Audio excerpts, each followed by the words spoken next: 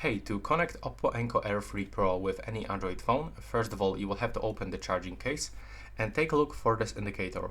When the indicator is green, it means that you have to enter for the pairing mode. So in my case it actually goes automatically into the pairing mode, it starts blinking white.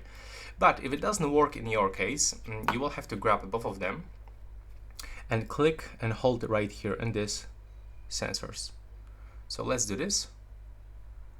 Click and hold for 5 seconds. 1, 2, 3, 4, 5. Now release. Input both earbuds inside, and right now indicator will start blinking white. So keep that case open with the both earbuds inside. And now on your phone you will have to open the settings, go to the connected devices, click to pair new device, and from available devices list select OPPO Enco Air 3 Pro. Tap on them once and accept the pairing. Now just wait for it. There we go, now we are connected.